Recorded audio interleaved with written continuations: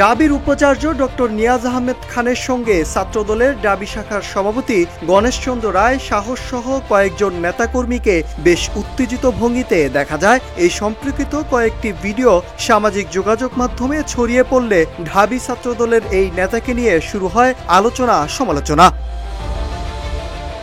ডাবি শাখার সভাপতি গণেশের পাশে দাঁড়িয়েছেন বিএনপির নির্বাহী কমিটির সদস্য ও ঢাকা জেলার বিএনপির সাধারণ সম্পাদক অ্যাডভোকেট নিপুণ রায়। তিনি বলেন, গণেশচন্দ্র রায় সাহস, সে লুঙ্গির আড়ালে লুকিয়ে থাকা বিপ্লবী নয়, তার নামের মতোই তার কলিজা সাহসে ভরপুর। সাহস জুলাইয়ের প্রতিচ্ছবি, সাহস বাংলাদেশের প্রতিচ্ছবি।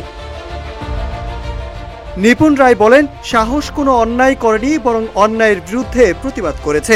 অন্যায়ের প্রতিবাদ করতে সে কখনো পিছু হটেনি। স্বৈরাচারী হাসিনার আমলে রাজপথ থেকে আন্দোলন করেছে, অসংখ্য মামলা হামলার শিকার হয়েছে। কোনো লুঙ্গির নিচে লুকিয়ে কৌশল করে সে আন্দোলন করেনি। তিনি আরও বলেন, ডাবি শাখার সভাপতি হঠাৎ করে উড়ে এসে জুড়ে বসা কোনো নেতা নয়। গত 16 বছর ধরে ফ্যাসিবাদের বিরুদ্ধে রাজপথে লড়াই করে গড়ে ওঠা এক দেশপ্রেমিক, বাংলাদেশি জাতীয়তাবাদী ও নিবেদিত প্রাণ সৈনিক সে।